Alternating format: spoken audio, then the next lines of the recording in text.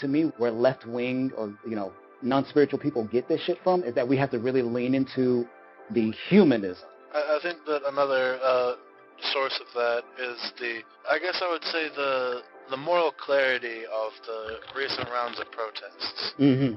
Our collective refusal to accept, the murder of all these, Breonna Taylor and George Floyd and, hundreds of other people who didn't do fucking anything.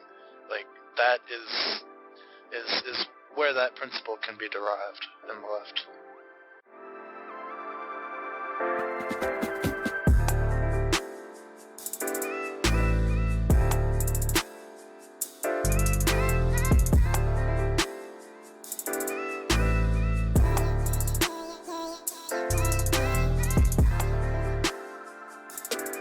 Lefties, it's totally non-material. It's non-material. It's those non-material things, and that's the problem that a lot of lefties have is that we're over-reliant on the moral argument and over-reliant on the material argument. You got to have a spiritual argument. Yeah, because people don't want a rational economic argument that makes sense and holds up. They want something to care about. Well, once again, I wouldn't say I don't go so far as to say people don't want that. But that's about not people not wanting a good financial argument. It's them like, look, we understand the financial argument, but that's not the only thing that's important, because there's plenty of people who have money but then still end up killing themselves or become drug addicts or just spiral. They go down a really deep, dark spiral. Yeah. Because at a certain point, all that money, the material argument only gets you so far. So you need people to have a sense of spiritual belonging, and that's super hard when you're dealing with people who are largely not religious, but that doesn't change the fact that you still have these non-material needs. I definitely reinforce what you're saying about spiritual needs for both movements and for peoples in society is like I would say that we crave moral leadership and that we crave rational and truthful frameworks, and that's what the left can substitute in place of a religious zealotry is a rational framework that we can. We might have to dumb it down or simplify it or present it in a certain way, but that explains the world and that, gives people an idea of who is working for them, who is working against them, what their interests are.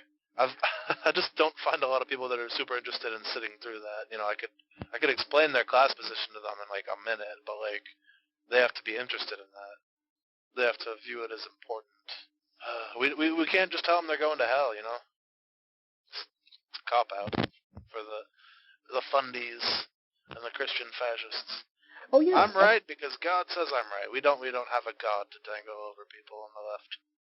We don't, but what people try to substitute the God for is their political, the materialism, right? The material dialectic. So there's obviously there's the more shallow, superficial, liberal version of just leaning into all indulgences blindly and just buying into the system. And then, of course, there's the left-wing one where we still have to consume, but we try to do more, there's more strains of minimalism or more strains of denial of certain indulgences that's kind of taken on. But here's the way I would square that circle of talking about spirituality is that, to me, this right here is part of the my spiritual, because I'm not a spiritual person, I'm not a religious person, but in terms of what keeps me motivated, what gives me life, what keeps me, going through day to day, it isn't just talking about economic class issues, material shit. It's waking up to texts and messages back from my friends and my family.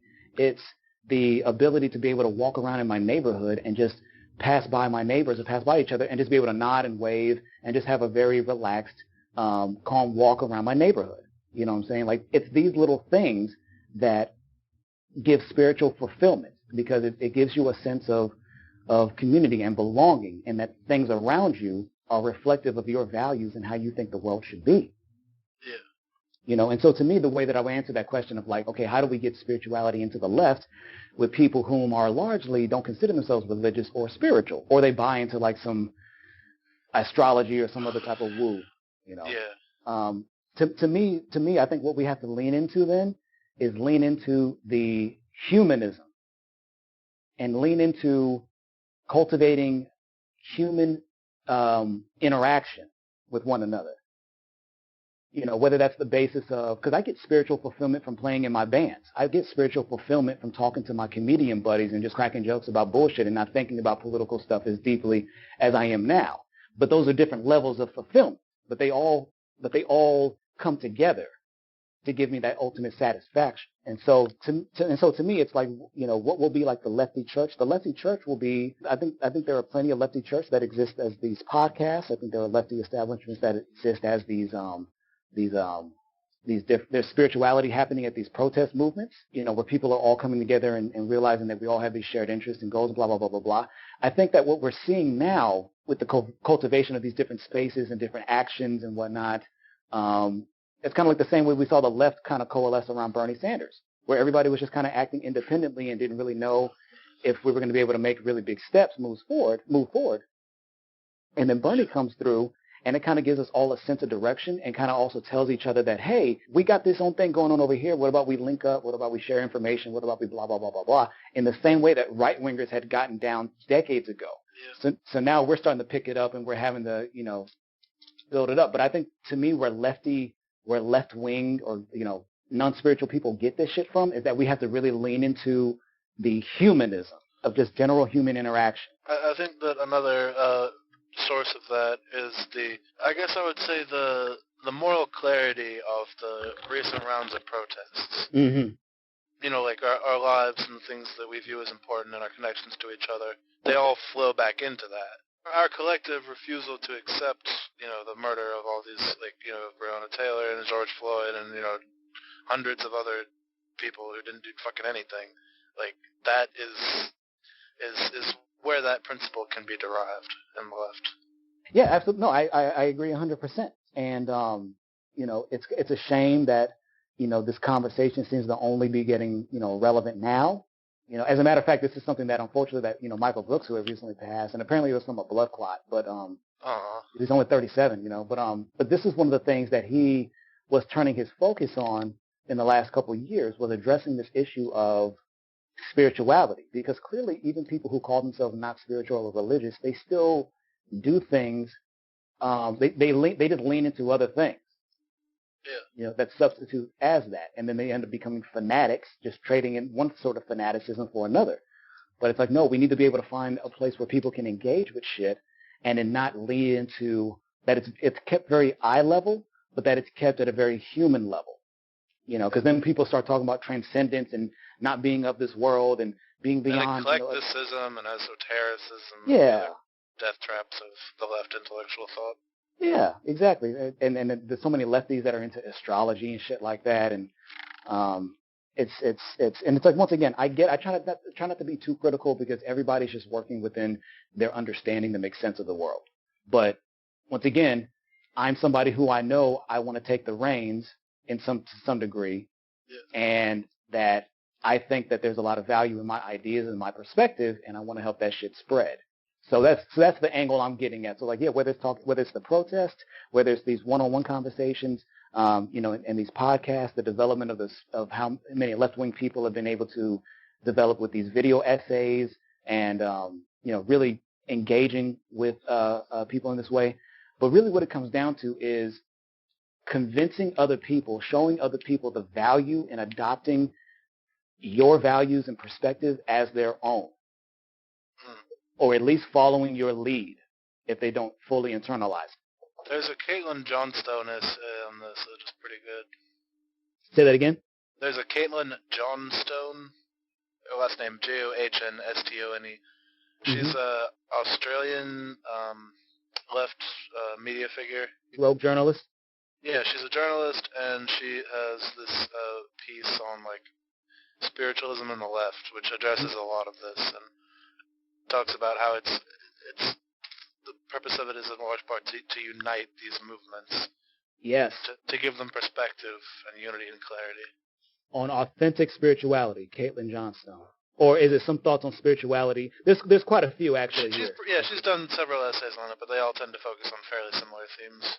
Okay, I'll definitely check that out.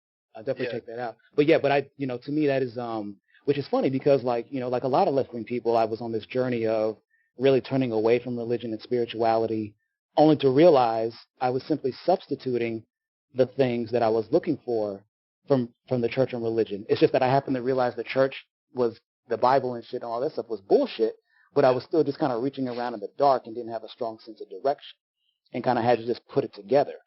This is just kind of the result of what I've seen put it together, is that I had to be seduced and compelled to go along with certain things that I saw as being beneficial for me to adopt. And as you go along and experiment and try different things, you realize, okay, this really wasn't working out like I thought it would, or this, maybe I'll incorporate more of this thing, blah, blah, blah. I mean, I have a somewhat unusual background. I was raised as a non-religious person by parents who had also been raised as non-religious folks. Oh. And they, in the seeking to fulfill that void of, a spiritual dimension to one's life, raised me in the tradition of the Unitarian Universalist Church, which... So what do y'all, I guess... Secular humanism. The meme version of describing the values of the church is don't be a dick and recycle. Like environmentalism and the beliefs in social justice and that sort of shit. There was some organization within the church against the Iraq War, and they're generally on the left, but yeah, I don't know. They're like, find your own spiritual truth and everything, and I'm like, all right, well, I really don't want to be here on Sundays, and they're like, go and do as you see fit, and get the hell out of here. See you in hell. Oh, they also don't believe in hell. They don't believe in heaven or God or hell. Excellent. Yeah, it's just sort of like the absence of religion for people who miss being part of an organized religion. I don't know. They taught me how to sing. I got that out of it. Hey. And I also got to take a tour of all these different churches and shit. Oh my god. Like being like an 11-year-old raised in that environment and then going to look at the mega church. Funniest shit in the fucking world. What was your impression? What was your first impression? Well, the pastor was just giving this big old rant about how he had been going for a drive in his car and how the GPS kept sending him in the wrong directions, and then he just turned the entire rest of the sermon into this sexist tirade against his GPS. I'm like, wow, he personified it as a woman and then proceeded to sexism it for a full 30 minutes. Okay. And he was funny and he was entertaining and he definitely understood like the elements of like public speaking and presentation and theater. But I was like, wow, this guy's a fucking moron. And then they took us to see the Buddhists, and they had this one-room shack off the side of a minor highway. And they were really chill, but they were fucking totally lame. It was like a bunch of white Buddhists in southern Maine. The synagogue was fun. There was a lot of singing and clapping and shit. That one was fun. I went to a bar mitzvah one time. That shit was great. I love that. If you ever get the chance to go to a bar mitzvah, I mean, probably your audience is a little bit older, but shit's a lot of fun. Go do it. You will not regret it. I bet, because, I mean, they always seem so festive. And that's the thing about a lot of those... if you're really lucky, they'll put you on the chair and they'll do the little chair dance thing. Oh, my God, that's so fun. I might be scared about that. Like you said, a lot of them are a little on the older side. I don't know how they kept up on their upper body strength, on their lifts, and their gains. And there's this virtuosic dancing, which... Oh my God, it's hilarious. They they kneel down really low and they're doing like these kicks. I'm like, how are they getting back up? Like, yeah, oh yeah. See, that's the interesting thing. Once again, is that like, you gleam because it's like we walk away from religion, you walk away from things, but you still realize like, oh, okay, still at least I got these good habits, or that there were still these things, certain things still hold up after the fact. Yeah. And then because I'm looking at like Unitarian Universalism, and it's like one of the first things it's saying is that like, oh, they include agnosticism, humanism, Judaism, and then like Taoism and Sikh, and a whole bunch of other shit I never even heard of, like Omnism, Baha'i, syncretism, all kinds of shit. So basically what their approach is kind of like almost what I'm talking about, which is just like take the bits and pieces and shit that you think are valuable and leave the rest. And it's all sort of wrapped up in a general humanist like viewpoint. So I'm completely... But it's like they also have a church, which I'm not convinced that you still need the church. That might be something that's like we don't need to do it that way anymore. Like having the Olympics like move around all the time. We probably don't need to do that anymore. That's just kind of stupid. Well, I think it is good to have like a specific place you can consistently go to. Obviously it won't be like a church per se, but I think that it is good to have like whatever activities you want to do. Just having the space available to do that. Yeah. You know, I'm definitely with that. Well, So, if I was ever to have children and be forced to take them to a church, it would probably be that church. yeah, so I'm glad I learned about that, because I'd heard of Unitarianism, but I hadn't heard of Unitarian Universalism. Oh, they're the same thing in some contexts, and Unitarianism is also just a general philosophical term in some contexts. Ah, okay, because I'm from the name, it sounds like it's more taking like I get basically instead of the Trinity, there were two instead of the religious Trinity. movements that merged: the Universalists and the Unitarians. Right, but from the Unitarian name, my guess is that like it's a Christian religion, but that they don't look at God as a Trinity. They look at the figure of God as just one entity, as opposed to being split into three different things, the Holy Trinity. Yeah, we didn't have the magical bird Jesus or magical bird God at Unitarian Church. Shit. One thing that I just wanted to add that was kind of a revelation to me, and it's kind of funny because like of all the other ways that I've been able to criticize religion and walk away from it, one of the things that just kind of clicked with me like a couple of days ago was how the origin story in Genesis, in the Bible, the fall of man, and how Eve got the apple of the serpent or whatever, that shit is an inherently anti-intellectual, anti-enlightenment. Like the whole premise of that shit is anti-intellectualism and anti-enlightenism, which is no, don't go towards the light, stay in the dark, and allow yourself to be led by this figure who you're convinced or whatever will only lead you in the right way. Yeah. Right path. It's inherently about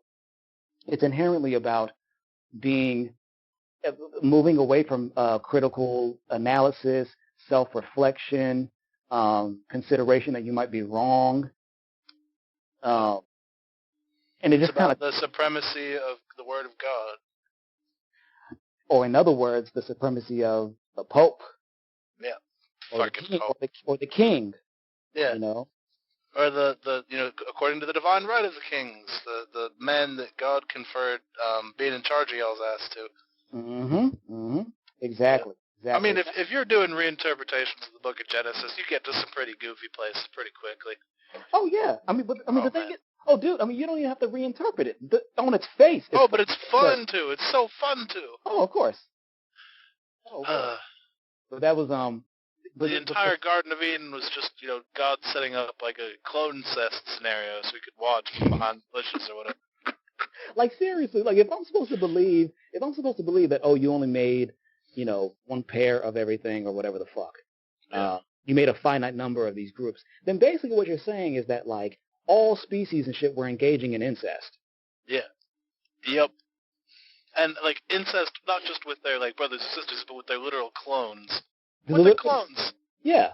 One of my favorite posts that was put up was that somebody said that like, if you really want to piss off Christians, tell them that Eve is actually a transgender, and shit because of the way that she comes from, because of the way that she's literally made from the rib of Adam. She's basically, like you said, she's a clone. She's a female clone of Adam. And I forget exactly the meme and shit, but it was basically just a way to like, this is how you can piss off Christians and shit by like this reinterpretation of what Eve's role is and what she is. Well, I mean, the Bible does not hold up under scrutiny. I mean, we don't need to go through the whole thing, but as much as I would love to and would draw great amusement from it, I don't think it would help you retain your audience. No.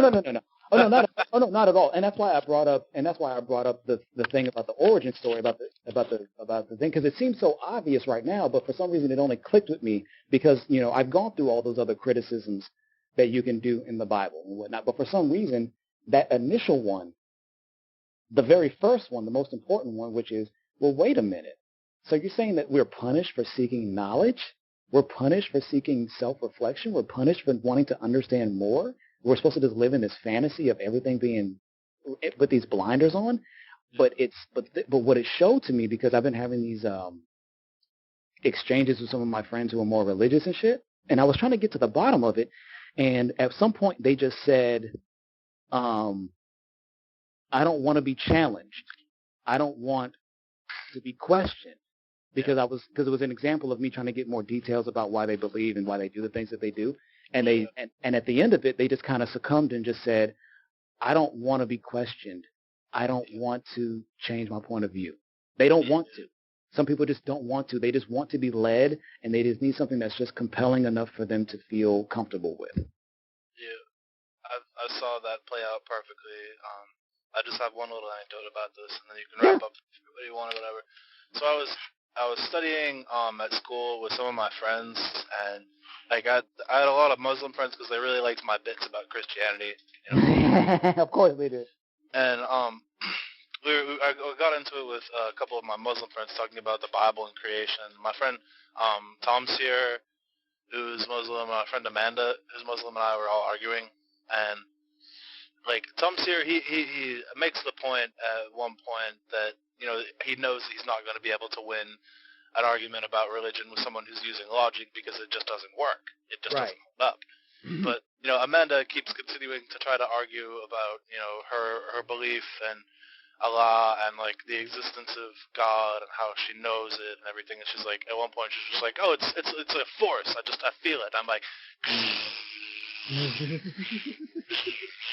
and every time she says something, I'm like.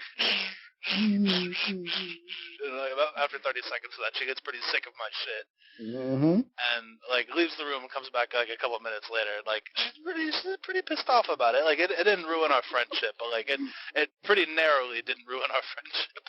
Right, exactly. Yeah, that's the frustrating thing because go ahead. Well, I mean, it was just like the difference between those two. Like Tom Sears, he's very devout, but like he wasn't about to go down that road because he's been down that road. He knows what happens. Right. He understands that like he understands that like he's able to separate that like, oh, this is what gives him moral clarity for whatever reason, but that he also understands that logic is a real thing and that it exists outside of what gives him moral clarity. And that he's not equipped to be as effective in that space, which that's cool. And there's plenty of religious people of all backgrounds who are the same. It's one of the reasons why there is a strain of intellectual rigor throughout, an academic study throughout many of these, religions to a degree. But then it also leaves the potential for these reactionaries who want to go and burn the fucking church, literally burn the fucking schools and libraries down. Yeah. So that was really interesting. And it seems like it's something that's so basic and should be understood at the face, but for whatever reason, it's something that I've only come to more recently. And I think that part of it is kind of like, and this is probably part of like my left wing of liberal bias or whatever, is that I'm always thinking that like, oh, there's a way that I can word this, or there's a different way that I can put this a different framework to where they'll recognize the error of their way of thinking. Whereas the thing I have to understand is that like this isn't about a way of thinking. This is about giving a level of intercontentment. This is about giving a sense of inner contentment and being okay with life. And that when you challenge, and that some people, when you challenge them on their spiritual religious beliefs, it's not a logical or rational issue. It's a question of, you want me to challenge what makes me feel comfortable in this life.